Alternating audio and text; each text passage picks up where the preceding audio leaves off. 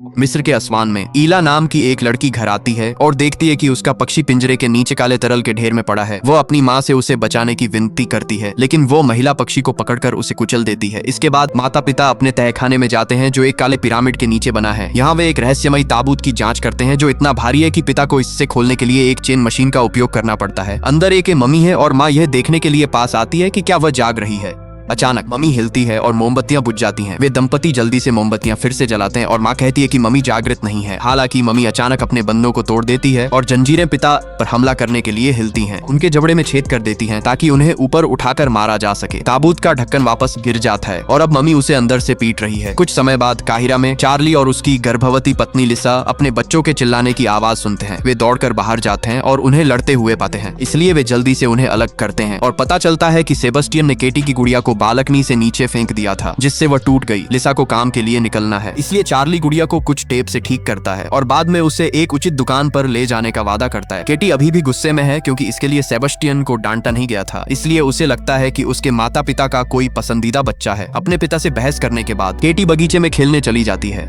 अचानक उसे बाड़ के पीछे एक आकृति दिखाई देती है और उसे लगता है कि वह उसकी सहेली ईला है, लेकिन वह महिला अपना परिचय ईला की माँ के रूप में देती है। वह फूलों के साथ एक साधारण जादू करती है और केटी को उसकी पसंदीदा कैंडी देती है। केटी घबरा जाती है और कहती है कि उसे वापस जाना चाहिए, इसलिए ईला की माँ उसे अपने बगीचे से एक फल देती है। उसी समय चार्ली को एक फोन आता है जिसमें बताया जाता है कि उसे अमेरिका में नई नौकरी मिल गई है। जब वो पीछे मुड़ता है तो उसे केटी के गुड़िया घर पर कुछ अजीब दिखाई देता है। चार्ली दरवाजा खोलता है और उसे कैंडी के बहुत सारे रैपर मिलते हैं। फिर भी न तो उसने और न ही लिसा ने अपने बच्चों को कोई कैंडी दी थी। वो सेबेस्टियन से पूछने जाता है कि रैपर कहाँ से आए और सेबेस्टियन कहता है कि केटी ने उसके साथ कैंडी केवल तब जब उसने वादा किया कि वो उनके माता पिता को नहीं बताएगा। जब चार्ली सच बोलने की मांग करता है तो सेबेस्टियन उसे बताता है कि केटी की एक सहेली है जो बगीचे में उससे मिलने आती। केटी फल पकड़ती है तो ईला की माँ माफी मांगती है और एक मंत्र फुसफुसाना शुरू कर देती है। फल फट जाता है और एक कीड़ा निकलकर जल्दी से केटी के मुंह में घुस जाता है, जिससे वह गिर जाती है क्योंकि वह सांस नहीं ले पाती। जब तक चार्ली बगीचे में आता है केटी गायब हो चुकी होती है और बाड़ में एक छेद होता है। एक हताश चार्ली सड़क की ओर भागता है और अपने पड़ोसियों से पूछता है कि क्या उन्होंने केटी को देखा है। जैसे ही एक अलार्म रेत के तूफान की घोषणा करता है,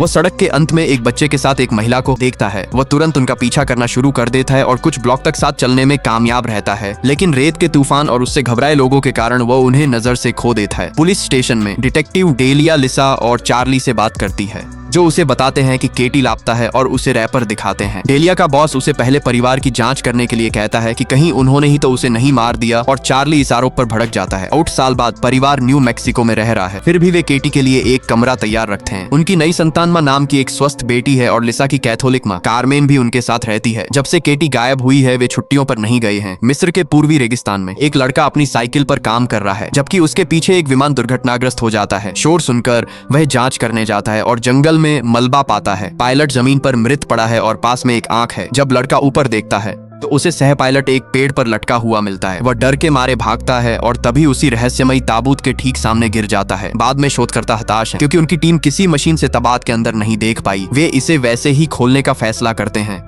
यह स्वीकार करते हुए कि उन्होंने पहले कभी ऐसा मॉडल नहीं देखा था। अंदर उन्हें एक मम्मी मिलती है, इसलिए वे कपड़े की पट्टियां हटाना शुरू करते हैं और उस पर कुछ निशान देखते हैं। मम्मी के हाथ के नाखून लंबे हैं, लेकिन मांस अभी भी ताजा है। जब वे चेहरे से कुछ कपड़ा हटाते हैं तो वे एक छोटी लड़की को देखकर चौंक जाते हैं। जैसे ही वे तस्वीरें लेते हैं, मम्मी काली आंखों के साथ जाग जाती है। वह चिल्लाने लगती है और ताबूत के अंदर छटपटाने लगती है। न्यू मैक्सिको में चार्ली और लिसा को मिस्र में अमेरिकी दूतावास से एक फोन आता है जो उन्हें सूचित करते हैं कि केटी जीवित मिल गई है। दंपति तुरंत काहिरा के लिए उड़ान भरते हैं, जहां एक डॉक्टर उन्हें चेतावनी देता है कि केटी बहुत सदमे और कुपोषण से गुजरी है। वह एक गहरी सुन्न अवस्था में है, इसलिए वह कुछ अजीब व्यवहार दिखा सकती है। सभी अचानक हलचल और तेज आवाजों से बचना चाहिए। यही वजह है कि वे उसे बेहोश रख रहे हैं। जब माता पिता अंततः कमरे में प्रवेश करते हैं तो वे देखते हैं कि केटी अब थोड़ी विकृत हो गई है। जैसे ही वे उससे धीरे से बात करते हैं, उन्हें कुछ खरोंचें दिखाई देती हैं। डॉक्टर बताते हैं कि जब उन्होंने उसे भर्ती किया था तब लिसा उसके दिल की धड़कन सुनती है और डॉक्टर पुष्टि करता है कि शारीरिक रूप से वो अभी भी मजबूत है। केटी एक हाथ हिलाती है ताकि दोनों माता पिता उसका हाथ पकड़ सकें, लेकिन उसे घबराहट का दौरा भी पड़ने लगता है। माता पिता उसे जगह देने के लिए बाहर जाते हैं और लिसा और टूट जाती है। इस बार डेलिया उन्हें ताबूत की तस्वीरें दिखाती है जो लगभग 30,000 साल पुराना है। केटी को उस विमान पर ले जाया जा रहा था जो दुर्घटनाग्रस्त हो गया था और डेलिया का मानना है कि वो मानव तस्करी की शिकार थी, क्योंकि मिस्र में लोगों और अवैध कलाकृतियों को छिपाने के लिए ताबूत एक सामान्य तरीका है। अगले दिन माता पिता केटी को घर लाते हैं और उसके भाई बहन उसे देखकर थोड़े डर जाते हैं। व्हीलचेयर को अनाड़ीपन से सीढ़ियों से ऊपर खींचने के बाद केटी को बिस्तर पर लिटा दिया जाता है। माँ आखिरकार प्रकार अपना परिचय देने के लिए पर्याप्त बहादुर है। फिर भी सेबेस्टियन उसे पहचानने से इनकार कर देता है। कार्मेन अपनी पोती के लिए प्रार्थना करती है और उसके माथे को चूमती है, लेकिन केटी अचानक उठकर उसे सिर से टक्कर मार देती है। फिर उसका शरीर अकड़ जाता है और वह बिस्तर के ऊपर तैरने लगती है। फिर उसकी पीठ चट जाती है और वह गिर जाता है। जब उसका शरीर फिर से छटपटाने लगता है तो चार्ली उसे पकड़ लेता है ताकि लिसा उसे दवा दे सके। उस रात चार्ली जवाब खोजने के लिए ताबूत की तस्वीरों और कपड़ों की पट्टियों को देखता है। लिसा केटी के साथ बैठी है, उसे पुरानी पारिवारिक तस्वीरें दिखा रही है और उनके पुराने जीवन के बारे में बात कर रही है। हालांकि केटी बस अपने तकिए पर गिर जाती है। जब चार्ली अपनी पत्नी की जांच करता है तो वह लिसा को बच्चे के बिस्तर पर सोता हुआ पाता है, लेकिन केटी कहीं नजर नहीं आती। वे पागलों की तरह उसे ढूंढने लगते हैं। उसी समय कुछ अजीब आवाजों से जाग जाती है। वो सेबेस्टियन को जगाती है और वह भी धमक की आवाजें सुनकर चिंतित हो जाता है। अचानक दीवार के अंदर कुछ हिलता हुआ दिखाई देता है और सेबेस्टियन एक बल्ला पकड़ लेता है, लेकिन उसके माता पिता उसके कुछ करने से पहले पहुंच जाते हैं। लिसा दीवार में एक छोटा दरवाजा खोलती है और पास से भागती हुई किसी चीज से चौंक जाती है। वो अंदर जाती है और केटी को कुछ बक्सों के पीछे छिपा हुआ देखती है, लेकिन लड़की उसे सुनकर भाग जाती है। पीछा शुरू होता है और चार्ली आवाजें सुनकर दूसरी तरफ से उनका पीछा करता है। अगले दरवाजे पर वह भी दीवार में प्रवेश करता है, लेकिन लिसा से टकरा जाता है। जब दीवार पर एक बिच्छू दिखाई देता है तो केटी का हाथ उसे पकड़ने के लिए पहुंचता है और वह उसे खा जाती है। भाई बहन यह सा शोर सुनते हैं, इसलिए वे केटी के कमरे में ठीक उसी समय पहुंचते हैं जब वह दीवार से बाहर आती है और उसके माता पिता उसे स्थिर रखने के लिए संघर्ष कर रहे होते हैं। लिसा केटी के मुंह के अंदर पहुंचकर बिच्छू को बाहर निकालती है, जिससे वह पूरे कालीन पर उल्टी कर देती है। अगले दिन चार्ली बच्चों को स्कूल ले जाने की कोशिश करता है और गेट को जंगली कुत्तों द्वारा अवरुद्ध पाता है। उसे कई बार हॉर्न बजाना पड़ता है, तब जाकर वे उन्हें जाने देते हैं स्कूल में। चार्ली माँ से कहता है कि वह अभी किसी को केटी के बारे में न बताए। सेबेस्टियन जानना चाहता है कि उसकी बहन के साथ वास्तव में क्या हुआ था, लेकिन चार्ली स्वीकार करता है कि उसे नहीं पता। घर पर कार्मेन केटी के बाल संवारती है जो झड़ते रहते हैं, जबकि लिसा उसके नाखून काटती है। जब वह एक अजीब आवाज सुनती है तो लिसा देखती है कि पैर के नाखून केटी के मुंह में दोबारा दिखाई दे रहे हैं। इस बीच चार्ली केटी के कमरे के दरवाजे पर एक ताला लगाता है। उसी पल वह कालीन के नीचे खून का धब्बा देखता है। वह तब भयभीत हो जाता है जब वह कालीन उठाता है और एक गंदी चीज पाता है जो लकड़ी को नुकसान पहुंचा रही है। जब लिसा केटी का आखिरी नाखून काटने की कोशिश करती है तो वह इतना सख्त होता है कि उसे अतिरिक्त ताकत लगानी पड़ती है। इससे वो नाखून खिंच जाता है और त्वचा का एक बड़ा हिस्सा फट जाता है। अचानक चार्ली कार्मेन को उसे बुलाते हुए सुनता है, इसलिए वह बाथरूम की ओर भागता है जहां दोनों महिलाएं फर्श पर होती हैं और केटी वहां नहीं होती। एक आवाज उसे ध्यान दिलाती है कि केटी सीढ़ियों से नीचे भाग रही है। वह तुरंत उसका पीछा करता है और खून के धब्बों के पास गिरे हुए लोहे के डंडों से टकराते टकराते बचता है। दीवार पर खून से सने हाथ का निशान है। चार्ली दरवाजा खोलता है और देखता है कि केटी दर्दनाक तरीके से लोहे के डंडे का उपयोग कर रही है, जैसे कि इससे वो अपने पैर से छुटकारा पा सके। कुछ मिनट बाद केटी को फिर से बिस्तर पर बेहोश कर दिया जाता है और लिसा उसके पैर पर पट्टी बांधती है। चार्ली लिसा उसे एक विशेष केंद्र में भेजना चाहिए, लेकिन लिसा उसे फिर से खोने से इनकार कर देती है। गलियारे में बहस छिड़ जाती है और चार्ली को एहसास होता है कि लिसा उसे केटी के गायब होने के लिए दोषी मानती है, लेकिन वह याद दिलाता है कि वह भी उस कैंडी वाली सहेली के बारे में नहीं जानती थी। लिसा इससे आहत होती है और उसके मुंह पर दरवाजा बंद कर देती है। बेडरूम में रोती हुई लिसा केटी से बोलने के लिए कहती है और इतनी हताश हो जाती है कि वह उसे थोड़ा झकझोर देती है। केटी जवाब में उस पर थूक देती है। बाथरूम में चार्ली को केटी की त्वचा का टुकड़ा मिलता है और वह कुछ अजीब निशान देखता है अपने डेस्क पर। वह परतों को अलग करता है जब तक कि उसे कपड़े की पट्टी से मेल खाने वाले निशान नहीं दिख जाते। अगले दिन चार्ली एक पुरातत्व प्रोफेसर से मिलता है और उन्हें निशानों की तस्वीरें दिखाता है। प्रोफेसर बताते हैं कि यह प्राचीन मिस्र की एक लिपि में लिखा गया है। चार्ली उनसे इसका अनुवाद करने की भीख मांगता है। उस रात चार्ली केटी का हाथ पकड़ता है और उसके ऊपर रोते हुए माफी मांगता है। अचानक उसे एक अजीब आवाज सुनाई देती है और उसे एहसास होता है कि जबड़े की अजीब आवाज केटी द्वारा मोर्स कोड में बात करना है। फिर वह केटी की पुरानी चीजें ढूंढने के लिए दौड़ता है, जिसमें एक मोर्स कोड टूर गाइड शामिल है। जब वह संदेश का अनुवाद करता है तो उसमें बार बार ईला शब्द लिखा होता है। चार्ली डेलिया को इस बारे में बताने के लिए फोन करता है। डेलिया उससे पूछती है कि क्या परिवार के दोस्तों में उस नाम का कोई है या क्या कभी किसी ऐसे व्यक्ति ने उनसे संपर्क किया था। इससे उसे पुराने पत्रों से भरा एक संदूक देखने की प्रेरणा मिलती है, जहां उसे ईला द्वारा हस्ताक्षरित कैंडी के चित्र वाला एक कार्ड मिलता है। इस बीच बाथरूम से बाहर आती है और केटी के कमरे से एक गाना गाते हुए सुनती है। वह सोचती है कि क्या वह आवाज उसकी बहन की है और केटी पुष्टि करती है कि वह बात कर सकती है, लेकिन वह माँ से अभी के लिए इस रहस्य को रखने के लिए कहती है। अचानक केटी दरवाजे के पीछे दिखाई देती है और माँ के पैर चाटने की कोशिश करती है, जिससे वो भाग जाती है। हालांकि केटी माँ को जमाने के लिए कुछ काला जादू फुसफुसाती है। फिर माँ का शरीर तैरने लगता है और उसे सांस लेने में तकलीफ होती है। जैसे ही लाइटें टिमटिमाने लगती हैं, माँ दरवाजे से टकरा जाती है। सुबह में डेलिया को चार्ली से कार्ड मिलता है और वह सिस्टम की जांच करती है, लेकिन उसे संदेश पर दिए गए उपनाम वाली कई ईला मिलती है। एक सहयोगी की मदद से उसे पता चलता चलता है कि एकमात्र पोस्ट ऑफिस जिसने वह कार्ड भेजा होगा वह असवान के रेगिस्तान के बीच में है, जो विमान दुर्घटना के स्थान के करीब है। वहाँ केवल एक फल का खेत है जिसका रेगिस्तान में होना समझ में नहीं आता। डेलिया केटी के गायब होने की तस्वीरें देखती है और जमीन पर उसी फल को देखती है। इस बीच चार्ली प्रोफेसर से मिलता है, जो पुष्टि करते हैं कि अजीब पाठ धार्मिक है और औपचारिक पट्टियों पर लिखा गया था। नेस्मारेनियन शब्द कई बार दोहराया गया है, इसलिए प्रोफेसर प्राचीन मिस्र के राक्षसों पर एक व्याख्यान का टेप बजाते हैं। नेस्मारेनियन एक प्राचीन शैतान है जो परिवारों को नष्ट कर देता है। क्रूरता फैलाने के लिए एक व्यक्ति से दूसरे व्यक्ति में यात्रा करता है। इसे हराने का एकमात्र तरीका पट्टियों पर लिखे शब्द हैं, जिन्हें शैतान को फंसाए रखने के लिए पीड़ित व्यक्ति के चारों ओर लपेटा जाता है। स्कूल में माँ शिक्षक का अपमान करती है। उसी समय घर पर केटी मुस्कुराती है क्योंकि वह अपनी बहन को नियंत्रित कर रही है। असवान में डेलिया को वह खेत मिल जाता है, लेकिन दस्तक देने पर कोई नहीं आता। वह पिछले दरवाजे से अंदर घुसने और हर कमरे की तलाशी लेने का फैसला करती है। अंततः उसे एक पिरामिड और एक जंजीर मिलती है जो तहखाने के स्थान का संकेत देती है। वह नीचे जाती है और वह जगह पाती है जहाँ ताबूत हुआ करता था। जब वह घर लौटती है तो वह अपने फोन का उपयोग करने की कोशिश करती है, लेकिन कोई सिग्नल नहीं होता।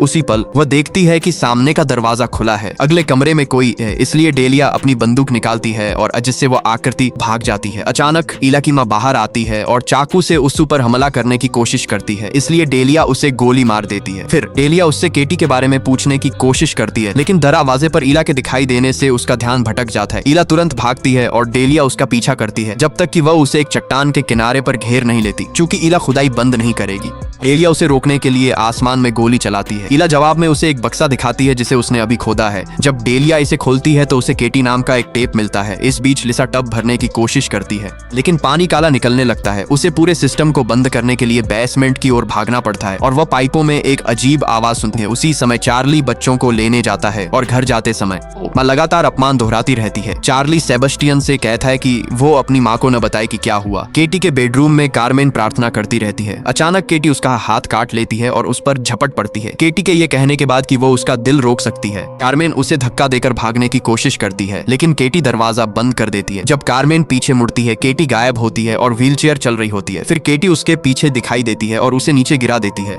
जिससे उसके दांत टूट जाते हैं। कार्मेन अपना क्रॉस पकड़ती है और फिर से प्रार्थना करती है, लेकिन केटी हंसती है और एक माला से अपनी दादी का गला घोंट देती है। वो उसे बताती है कि मर मजेदार है और फिर उसे खिड़की से बाहर फेंक देती है। चार्ली और बच्चे पहुंचते हैं और देखते हैं कि जंगली कुत्ते चले गए हैं। उसी पल कार्मेन कार पर गिरती है, जिससे शीशा टूट जाता है। माँ हंसती है और चार्ली कार्मेन की मदद करने की कोशिश करता है, लेकिन खिड़की पर एक जंगली कुत्ता दिखाई देता है। जब लिसा केटी के कमरे में दाखिल होती है तो वह लड़की को बिस्तर पर सोता हुआ पाती है। फिर वह बाहर देखती है और पता चलता है कि जंगली कुत्ते कार्मेन को खा रहे हैं। पुलिस स्टेशन में डेलिया टेप बजाती है। ईला की माँ यह कहती हुई दिखाई देती है कि एक मासूम बच्चा सबसे अच्छा है क्योंकि शरीर लंबे समय तक चलता है, लेकिन कोई भी इंसान काम करेगा। वीडियो में प्राचीन भाषा और एक अजीब अनुष्ठान दिखाई देता है। डेलिया ईला से पूछते है कि टेप का क्या मतलब है। ईला अपना मुंह खोलकर दिखाते है कि उसकी जीभ काट दी गई थी। ईला बताते कि उस एक बार सच बोलने की कोशिश की थी और उसे सजा दी गई थी। वह यह भी कहती है कि केटी को ताबूत के बाहर नहीं होना चाहिए था। डेलिया चार्ली को फोन करने की कोशिश करती है, लेकिन वह जवाब नहीं देता। कार्मेन के अंतिम संस्कार के दौरान माँ तब तक खींचती है जब तक उसका दांत नहीं गिर जाता। चार्ली केटी के बंद दरवाजे के सामने बैठता है, लेकिन सेबेस्टियन उसे बताने आता है कि उसकी माँ को उसकी जरूरत है। फिर चार्ली लिसा को देखता है, जो आखिरकार केटी को दूर भेजना चाहती है। इस बीच सेबेस्टियन केटी के दरवाजे पर पहरा देता है और उसे बात करते हुए सुनता है। वह एक प्यारी आवाज का उपयोग करके कहती है कि वह पार्टी में शामिल होना चाहती है। सेबेस्टियन अपने कमरे में छिपने के लिए भागता है और अपने हेडफोन लगा लेता है। हालांकि केटी की आवाज अभी भी उसके दिमाग में आती है। उससे पूछती है कि क्या उसे वह गुड़िया याद है जो उसने फेंकी थी, क्योंकि उसी ने उसे दादी को फेंकने के लिए प्रेरित किया था। वह कार्मेन की मौत के लिए उसे दोषी ठहराती है और हंसती है। रसोई में माँ के सारे दांत गिर जाते हैं। छत पर एक धब्बा है जो केटी के कमरे में खून के धब्बे से मेल खाता है और जल्द ही यह धब्बा टूट जाता है और केटी नीचे आती है। फिर माँ कार्मेन के ताबूत के पास जाती है और उसके मुंह से एक धागा खींचती है जब तक कि वह खुल ना जाए। जब वह अपने माता पिता की ओर मुस्कुराती है तो उसने कार्मेन के दांत पहने होते हैं। एक आदमी गलती से उससे टकरा जाता है, इसलिए माँ उस पर झपट पड़ती है और उसकी गर्दन को बुरी तरह काट लेती है, जबकि वयस्क उसे दूर खींचते हैं। केटी छत पर रेंगती है जब तक कि वह ताबूत के ऊपर नहीं पहुंच जाती और कार्मेन की गर्दन को भी उसी तरह काटने के लिए उसमें कूद जाती है। लिसा ताबूत को हिलते हुए देखती है और केटी को बाहर निकालने की कोशिश करती है, लेकिन स्टैंड टूट जाता है, शरीर बाहर लुढ़क जाते हैं और माँ अपने पागलपन से बाहर आ जाती है, जबकि केटी कार्मेन के घाव से निकलने वाले खून को चाटती है। अंतिम संस्कार खत्म होने के बाद केटी को व्हीलचेयर से बांध दिया जाता है और उसकी खिड़की सील कर दी जाती है। चार्ली उसकी सुरक्षा के लिए कमरे में उसके साथ बैठता है। यह केटी की शक्ति को सेबेस्टियन के सिर को उसके बिस्तर पर बार बार पटकने से नहीं रोकता है। लिसा वर्तमान में पैकिंग कर रही है और माँ अपमान करना जारी रखती है। कह रही है कि वह एक बुरी माँ है। जैसे ही व्हीलचेयर तैरने लगती है कोई घंटी बजाता है। यह डेलिया है जो टेप लाई है और ईला की माँ की हर बात का अनुवाद करती है। वह बताती है कि समय के साथ हर बंधन घिस जाता है, इसलिए उन्हें शैतान को फंसाए रखने के लिए एक नया शरीर तैयार करना होगा। जब से उसके परिवार को यह श्राप मिला है तब से ऊंस्त अनुष्ठान हुए हैं। रिकॉर्डिंग में केटी को ताबूत के ऊपर रखा हुआ दिखाया गया है और ईला की माँ मंत्र पढ़ना शुरू करती है। मम्मी जागती है और केटी के मुंह में कुछ काला तरल थूकती है।